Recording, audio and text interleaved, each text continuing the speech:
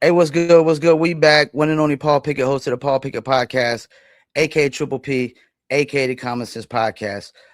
We about to bring on a special guest, but before I do, real quick, I just want to say, rest in peace to Ron Daughtery, Savage Combat Sports. Really sad day for the BKFC community, and just a sad day in general. Really great guy. I'm only known for what his family has to go through. And rest in peace to Ron, man. Savage Combat Sports, man. We in the fight, brother, man. So let me bring on the next guest. And according to our next guest, we living in the Rivera era. He's undefeated, 5-0, number 2 ranked bare knuckle featherweight in the world. We'll be fighting June 19th in Nashville, BKSC Fight Night versus Trey Martin. Let's bring on the one and only Nathan the Reaper Rivera. How's it Nathan, how going, you doing, Paul? How man? are you, sir? Glad to have you on here, man. Absolutely, man. Thanks for having me, brother. Yeah, I saw you interviewing the Bare Knuckle show, and I was like, man, this is a really great guy. I got to interview this guy, man. I appreciate that, bro. I appreciate that, man. Thanks for having me on. Anytime, man. Anytime. So before we get into the fight, I just want to get into maybe some past questions, standard questions. Let's start with the nickname. Who gave you the nickname the Reaper? So the Reaper comes from is from my first boxing coach. He's my current Okay. boxing coach as well. He's from Red Hook, New York. He's this Puerto Rican dude, and he said he loved how the Reaper Rivera went together. And I was like, he always Yeah. giving people nicknames in the gym, and I was like, yeah. I don't know. I don't really love it, But as you know, nicknames they don't really you don't choose them. They choose you. Yeah, yeah, So yeah, he started calling me that, and everybody started calling me that. I never called myself that, and then I remember one of my last amateur fights, the ring announcer called me Nathan the Reaper Rivera, and then ever since then it was. I mean, once you get announced on the mic, it's over with, bro. hmm It's stuck. Oh So yeah, yeah. it kind of stuck there. Especially when Jeff Houston is saying it, man, because he's like the best. Oh man, dude, he's the best. And man, he does a great job, man. He gets me fired up. So, did you do MMA before bare knuckle? I did. Yeah, I did. I had I started out in MMA. I was 4-3 as an amateur. All my wins were by knockout, and they were pretty quick. And all by my hands as well. Had a Muay Thai fight. I did a lot of boxing fights, USA boxing fights, and was kind of really just gathering just experience and knowledge so I could go and become a professional in MMA. And I went pro in MMA. And so I had one pro fight, and then I was like, oh, man, I want to check out this bare knuckle thing. And it wasn't necessarily like a full switch over, like it wasn't hmm a career switch. I was like, let me just go do a fight, and then I kind of fell in love with it. So 5 fights later, I'm here. Well, you seem like a really nice guy. Why would a nice guy like you want to get into bare knuckle, like something that's considered really brutal? Man, I love competing. I love fighting. I don't think that as far as brutality goes, I don't know if bare Mhm. knuckles in the top of the leaderboard for that. I've seen some Okay, of my okay, my best friends, family members, like people I consider family, like you're taking damage in MMA. I mean, you are taking knees to the head, you're taking head kicks, you're taking elbows to the face. yeah, You're yeah, on the ground, you get dropped. There's no ref to give you an 8 count. I think yeah. for bare knuckle goes, I think it's superficially, obviously a little bit. Oh, I'm sorry. Superficially, I think it's obviously a little bit worse for the face hmm because obviously the cuts, but the cuts are what heal. The cuts are what you can go home and see your family with cuts. There's the brain is I think protected a whole lot better in the bare knuckle game, and that's really what my main focus is protecting my brain. Well, based on how you broke it down, when you had countries like Australia, I heard at first was saying they didn't want to have bare knuckle because it was too brutal and stuff like that. So you think they're possibly over exaggerating how brutal it is? Yeah, I think it's easier to just say. no than say yes, right? Without looking at all the data. I think it's easier to just be like, no, too brutal. Like it takes Yeah, time, it takes money, it takes resources for a country to look at the data and go, man, this actually is a yeah, lot safer. And then you never know, like with politics, when it comes to introducing a new sport and a new commission, these people might want to really have this thing like locked down monopoly wise for yeah, MMA. yeah, You never know how it goes down on the yeah. outsides, the stuff that we don't see. And I'm just speculating. I've seen that happen in on the local scene. I don't know if that's happening with Australia, but I do know that they just recently went over there, and I think it was a great show. So I'm excited for them to go back over there. So you're BKFC featherweight. You're ranked number 2. How close do you think you are to a title shot? I don't know, man. That's been the biggest question of my camp. It's been like, when's the next title shot? When's the next title shot? And I don't know. It could be the next fight. It could be in 3 fights from now. Who knows? I want to continue to get these high level opponents and show why I should be next at some point. I don't know if even next is the right word. And we got Edgar Plazaola ahead of me. He's 6-0. Yeah, yeah, I don't know if his last fight was against Gary Fox, which was a great fight. That was a UK yeah, champion. Good. It's a really really good name to have on your belt. I know my last fight yeah. was Tommy Stratum. A former number one contender. The only person to give him a loss other than myself was the champ, and he took him to a decision, and I put him away in the third round. So, I think that number one, number two, and even number three. I mean, it's hard to deny a Brian Duran that's 8-1 or something crazy. I mean, his only loss was to the belt. He's been looking great. I don't know if I'll be next. I don't know. I don't know that. All I know is what's next for me personally is Trey Mhm. Martin on June 19th. Well, let's talk a little bit about Trey Martin. Do you feel like this fight could be any similar to maybe the Castro fight? Yeah, I don't know, man. I know he's a similar frame. I think he has Uh, so Castro it's so funny because you look on paper and you go, "Oh man, 1-0 versus 5-0." yeah, But you do a little bit of digging and you do some research and you go, "Oh man, this guy's had 18 professional boxing fights. He's had a Muay Thai fight as a pro. He's had a kickboxing fight as a pro. He was 6-3 as an amateur. So he has a ton of experience. His experience far outweighs my experience as a professional. I only have, including my one professional MMA fight, I only have 6 pro fights. So um, I think that in that aspect, I think it is same because I think Castro, he had 10 wins and 9 losses as a professional in MMA. Um, that's a lot of fights. That's a lot of professional yeah, fights. I mean, I yeah. was I wasn't even training when he made his professional debut, much less like an amateur. So with Trey Martin, I think it's the same kind of thing. He has a lot of experience. He has a similar frame to Alex Castro. Um, Mhm. but I think he's younger. I think he's hungry. I think he wants what I have, in the ranking. So we're gonna get a really hungry Trey Martin. Yeah, because I mean, if he was to possibly beat you, that would shake the rankings up like crazy. Oh yeah, it'd be it's for him, he has nothing to lose. Yeah, You know, he has he has everything to gain. Yeah. yeah, yeah, and that's something that I think is really, really, really that it could be used to his advantage if he plays his cards right. That mentality is special. Well, what stands out most when you watch his film?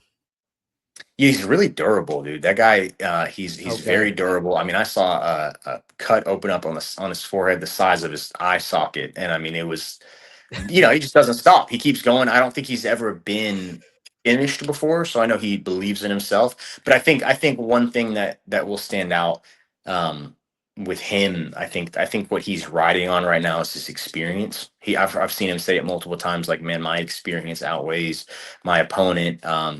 Which I do think that has a play, but man, this is bare knuckle. This is not boxing. This is not MMA. This is bare knuckle. And when it comes to bare knuckle, he's nowhere near me. Well, so bare knuckle is basically a lot of guys that came from boxing or MMA. I mean, how much of that really helps you in this sport? I think I think having a good mix of MMA and bare knuckle, I think really helps you. There's certain things that you can do in boxing that you absolutely cannot do in bare knuckle. There's certain Yeah, things that you can do in MMA that you can absolutely not do in bare knuckle. One thing I think that crosses over very well is the you have to be somewhat of elusive in MMA because 4 ounce gloves are small. There's not a lot of padding on them, so yeah, you can't really yeah, go and guard like that. I mean, you have to yeah. utilize your footwork and your head movement. So I think that aspect from MMA I think really helps, and then obviously the aspect from boxing that I think helps for bare knuckle is just the use of your hands with nothing else, the head movement that you can do. You don't have to worry about getting knees or kicks, like I said, so you can dip your head real low. So I think if you have a little bit of experience in both, I think it could be a really really good recipe for a great bare knuckle fighter. So, do you expect this fight to be like a technical battle or all out war? I'm thinking he's going to want to try to make it an all out war. Yeah, yeah. I mean, he's gonna want to be coming on the inside and staying Yeah, there with hooks, with overhooks. That's going to be his primary game plan, I would assume. I don't think that he would want to box me on the outside. It could be his game plan. I don't know how well that would work. I've yeah. quite a bit longer reach. I've a little bit more height on him, but coming from his last fight, I mean, he wanted to live in that clinch. So I haven't been able to show my inside fighting much. I haven't had to, I should say, right? If I can go into a fight and leave the same way I came in there with no cuts on my face and fight from the outside, I'll do so. But I have this really really good inside game that I'm very excited to show to somebody whenever that time comes. Is clinching more important in this combat sport than any other? Because it feels, as a fan watching it, it really feels like it is. Yeah, I think the fights, if you can control and do damage in the clinch, I think that it could be a game changer. I see a lot of guys that they clinch and they kind of little rabbit shots or on the ribs a little bit, and it's like Yeah, it can be good if you have a really really good gas tank. Like I think Kai Stewart's probably the best at that. Is like not really inflicting a ton of damage, but being just in your face all the time and just hitting you a lot. They might not put he might not put a lot behind these shots, but yeah. man, you look at the scoreboard and he's wiping people out with punch count and stuff like that. So I think if you can master that style of volume with also some heavy shots that do damage, I think the clinch could be super, super beneficial. Yeah, I really love Roberto Armas. His style was super clinch heavy. He's coming at you nonstop, man. And he's Yeah, very smiling the whole similar to time while Kai he's too. doing it. Yeah, very similar to Kai as Yeah. well. Like they have almost the similar, like the same blueprint almost. So do you think Trey Martin has faced anyone with your level of pressure and aggression? Yeah, yeah. I think he's definitely not in bare knuckle, obviously, but I think in boxing, I'm sure he's faced a lot of people Mm. they fight like me, but again, this is not boxing. So like in bare knuckle, I don't think he has had that look yet. He's only had one fight, and it was against a really good athlete. I think he was like 13-2 in MMA. A UFC prospect. I think he was working his way to being in the UFC. He was really good on the regional scene. And I think his name was Garib. But yeah, just a totally different style from what I'm bringing. Did you train with I think the Lima team? Yeah, yeah, that's the gym that I'm at right now. I'm at American Top Team Lima. So that is Douglas Lima. He's the Bellator World Champion. He knocked out MVP. Um, he won the tournament. I think he was a three-time defending world champion. And then Diego Lima, he was in the Ultimate Fighter twice, UFC vet. I think his last fight was against Bilal Muhammad. So yeah, just there's a really really good gym that I come out of, and then I train in my boxing gym in the morning, so I get a little bit best of both worlds there. So how has like training with the Lima team influenced your style? Uh, you know, I train. It's really just being with these high level guys, man. And we have a lot of Mm. guys in our gym that are very high level, and like I mean, the we go to the local. I mean, I think we had at one point. I think it's still probably the case. I mean, we had like every single amateur belt in like the local circuit, like from Oh 25 to man. heavyweight. So we just have so many good guys, and now all of those amateurs, which was a couple years ago or maybe a year ago, they're all transitioning to being professional. So it's like we just have a stable of guys that are hungry and they're really good. And what's really good for me is that there's a lot of 35, 45, and 55ers there. So I get a wide range of, tall skinny guy, or short muscular guy, or more defensive, more aggressive. So I have a wide range. Anytime I step on the mat, I could pick a new partner and have 10 different 45ers, all with different styles. So what does your family think about you bare knuckle fighting? Well, my I mean, so my wife, she likes it. I mean, she doesn't have any. At first, she was like, "That's a little crazy, right?" From MMA, and then when I kind of explained it to her, she was like, "Okay, let's do it." But they definitely are behind me. This is my full time job. They see me supporting my immediate family with this, and they believe me. They'd be here for me if it was underwater basket weaving. They support me, and they really they care about me. Now, is there any more pressure on you? You think being that you're ranked and he's not going into this fight? Yeah, yeah, always pressure, and I love it, man, because pressure. I think a lot of people interpret pressure as bad, and Yeah, pressure yeah, is just what it is. It's pressure, and it's how you handle that can be used for good or for bad, right? And I think I've yeah. mastered. Um, I always call it like my superpower. Like I think I handle pressure very well, and whenever I have more pressure, I think I perform 10 times better. So yeah, there's definitely a lot of pressure, and I love it, man. So June 19th, what is that? How many days away? That's 13, like 13 days away? No, Or I think less it's than that, about 10 right? days away now. Yeah, so it would be a week from this Friday. 10 days away, 10, 11 days away. So after June 19th, what do you want people to say about Nathan the Reaper Rivera? Oh man, they can say whatever they want, man. Whatever they want to say, they can say. Hopefully, they're saying my next fight. I want to stay active. Uh, I would love to get another two in before the end of the year. I don't know if it's possible, but I would love to maybe go to Florida and fight. I would love to go out of the country. I was Yeah, scheduled to fight this one guy in Canada, and he pulled out, so I didn't get to leave the country and fight. That's been always one of my man. dreams, is to Yeah. leave the country and experience another culture while also doing what I love. So I'd love some of those opportunities. But man, I think it'll be good. I don't know this, but I think when I go 6-0, I think that I might jump Edgar Plazaola in the rankings. I don't know if that's the case. I don't know who does the Uh-huh. rankings. But if I stay at number two, that's awesome. If I jump to number one, I think that'd be really cool too. Um, you'll never hear me calling for the belt. I don't really do that. I'd like to just fight often, and I'd like to fight Yeah. who's above me in the rankings. So right now, who's above me in the rankings is Edgar Plazaola. So I'd love that fight next. So, and I figured you wasn't a guy who called people out. You seem like a real nice guy. Some guys are performative with it, with calling out and stuff like that. Like you said, you just want to fight the guy above you. I mean, but at some point, like if you don't, you keep not getting that fight and you keep winning, don't you gotta call this guy out?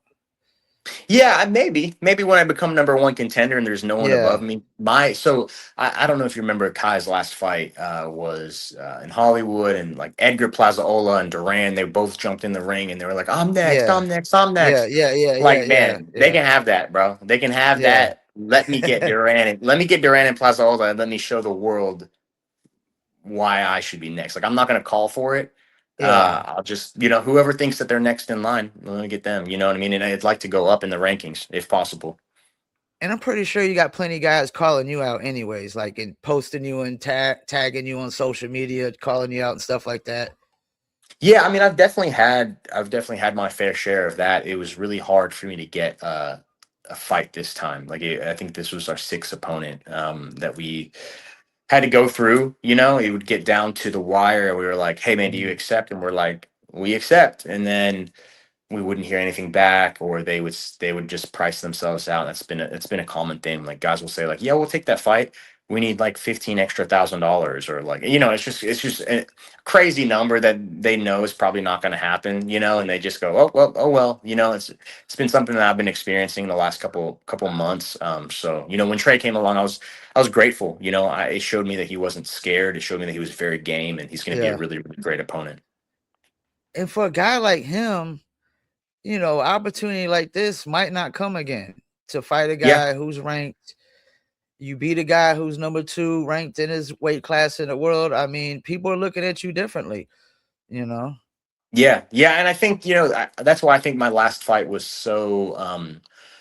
It was a really good showing for me because that opponent he was the former number one contender. So I was already in the top five, but I think I solidified my spot there when I beat the former number one contender. When I beat, and his only loss was a decision, and it was to the champ. So I was able to put that guy away in the third round, and come out of there untouched, really. So I think that fight really solidified why I belong there. Well, I think your last 3 have been pretty good. I mean, you had Justin Street. He's 3-2. Castro, he might be 0-3, but he fought you and Edgar Plazio last two He's a or three dog, fights man. against great guys. And then, like you said, Tommy, who fought Kai for the belt. So Yeah, and I think Justin Street he's another one of those guys, man, that his only two losses were me and a champion. I think it yeah, was Justin Ibarola. You know what I mean? So yeah, yeah. you hear a lot of talk of like Nathan hasn't fought anybody, and it's not from my. If you look at all of my past fights, I've called out. In Atlanta, I called out Tommy, Edgar, and then this guy from Canada. And after my Alex Castro fight, I called out this guy from Canada. The guy from Canada was 2-0. So I had called out a Okay. 4-0, a 3-0, and a 2-0. And then in Clearwater, when I fought Castro, I called out a 2-0 guy. And then when I fought Tommy, I called out Edgar Plazaola, who was 6-0 at the time, or 5-0. So I'm calling for these really exciting fights. So, but people get this thing in their head where they think that opponents choose their other opponents. People think that fighters choose their Yeah. opponents, and it's just not the case, man. They come to me with a bunch of names or a name, and I accept it, and that's how it goes, man. I mean, and that's the thing. There's a few interesting fights. Like if you win this one, which I be honest with you, I think you will. No disrespect to Trey, and Trey, I still want to interview you in the future. So, but I mean, you could fight Edgar, you could Duran, because he's trying to get back and get that title shot. James Man, the whole top Brown, I five. think I mean, James you Brown got would be a nice fight for you. You know, man, you got James Brown, you got Nico Gaffey, and then Nico. even outside of the top five, man, we just signed another guy that was Harry Gigliotti. That's another Yeah, guy that yeah, yeah. he's not even in the rankings, and I think he might be like 8-0 or something, or maybe I don't know what his record is now, but man, that's another guy that like he's not even in the rankings, and he's a killer, man. We got that one guy Rico Disculo that said he's coming down to 45. He's 4-0. Okay, okay, So yeah. dude, I think I don't know about you, but in my opinion, I think 45 could have a top 10. Like we have enough killers in this division that you could stack out a top 10, and I think it could be a really, really exciting division. I think it's No, turning into an exciting division as it is. it is exciting, and you know what's crazy? I posted who's your favorite BKSC featherweight? That Nico Gaffey. That dude got some fans, yo. Oh yeah. Gosh, Man, that the guy's a vet, comments was man. flooded with Nico Gaffeys. He's a vet, man. He fought like I think he had like 40 K1 Muay Thai fights. Yeah, Like in his so he has a lot of experience. He's young, he's pretty athletic. He's really fast. So like that's another guy. It's hard to go and like, these guys that live across the country, it's hard to like make those fights as yeah, easy, I think, yeah. with flying them out here, flying their team out here and stuff like that. I kind of wish they would just abolish all of the UK and the European titles, and they would just have one world title. I think because then we could really have a top 10 in each division, because there's a lot of guys in the world. and there's going to be a lot of attention on this division because, oh, I mean, Brian Duran, I mean, he is a cash cow. I give him, I gotta give him props. He's a cash cow. Yeah, I mean, and dude, he does his thing, man. He sells out Miami, and he's exciting, and I think that's it's really what the company looks for. You know, the company doesn't go, oh man, I need you to be 10-0. You know, if you're boring and you're 10-0, the Yeah, company doesn't even really prioritize that as much as somebody who's exciting, but they're 5-5. You know, I mean, I think that's something that a lot of people don't understand about this bare knuckle game is it's not necessarily about just getting the win by whatever means. It is an entertainment business. yeah. It reminds me of the music business so much because record labels they care about your social media following more than anything, and that's a big part of probably selling your tickets and stuff like that is your social media following. Yeah, And I've been fortunate, so man. You know, this camp out in Tennessee, I think I'm at just under $20,000 worth of tickets, and you know that's far oh, from me. that's good. That's about 4.5 hours away from where I live. So I got a lot of people that support me, and they'd go wherever, you know, especially in Atlanta. Atlanta, I can definitely move some tickets. I only had 3 weeks to sell tickets last camp when they came to Atlanta, but I still cleared 50,000. So I think if I had a good month and a half, I think I could really, you know, knock on that door of 80 to $90,000 worth of tickets. Especially if, I mean, dude, if you get like a Brian Duran and Nathan Yeah, Rivera fight, you could sell that yeah, here, you yeah. could sell that in Miami, you could sell that wherever, you know, but especially either Georgia or Miami, I think all of our fans would come out. So you fight in one state over. I stay in North Carolina, Fayetteville, North Carolina. We call it Nice. Vietnam. Did you fight in the last Georgia BKFC event? I did. Yeah, it was the first, Okay, it was the inaugural BKFC event. I fought Justin Street. okay, okay. Yeah, that was Yeah. actually my only, Justin Street's a tough guy. That was my only decision win. What was that like for you fighting in your home? Is this your home state, Georgia, or were you born It somewhere else? is. I was born in Southern California, but I've been Okay. living in Georgia since I've been, you know, 7 years old. Yeah, so it's home. Yeah. It's home. It's home, man. Yeah, and dude, it was awesome fighting here. I mean, we were in the Gas South Arena. It held 11,000 people. It was man, it was one of those things where you walk out and there's fat heads in the crowd. I mean, it was like, you know, $50,000 worth of tickets was a lot. So there was everybody that was coming out. I mean, it was loud, man. The whole Yeah. crowd was cheering, you know, chanting Nathan. It was really fun. Well, hopefully we get it legalized in North Carolina, and they'll more likely have to have you fight on that card too, because you're right. It's like just the state over, man. Yeah, we're neighbors, man. I didn't know that they weren't legal there. I thought they were legal. Oh, maybe it was Not South yet. Carolina. South Carolina Yeah, is South legal, right? Carolina is. Yeah. Man, yeah, But I I don't think think South Carolina is a good market. I don't think it's a really good market. They would do like the prospect series at Myrtle Beach, but I don't. That's not really to me a good market. Like Fort Bragg, Fayetteville, where I'm at, is a good market because of military. Raleigh, Charlotte. There's just so many good markets. I think in North Carolina, we got the universities and we got a lot of military bases. nice. So Oh man, military folks love fighting, man. They yeah, would love they would yeah, love it, man. Dude, I think are you yeah. gonna come out to the Tennessee show? No, I wish I could, man. I really wish I Okay. could. Tony Loco Soto's fighting out there. He even though he's from Brooklyn, I look at him as a North Carolinian because he fights out of North Carolina. So Yeah, man, it's gonna be a good show, man.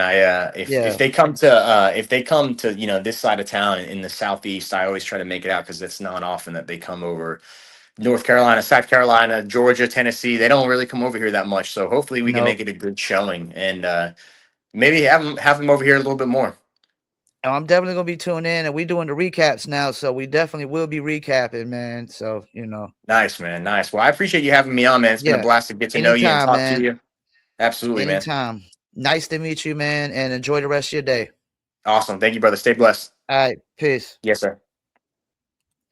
All right, well, there you have it, Nathan, the Reaper, Rivera. It is the Rivera era, and I want to go over some of this card before I exit out because it's the 8th. So today the card, yeah, 11 days, 8 hours and 31 minutes and 30 seconds away.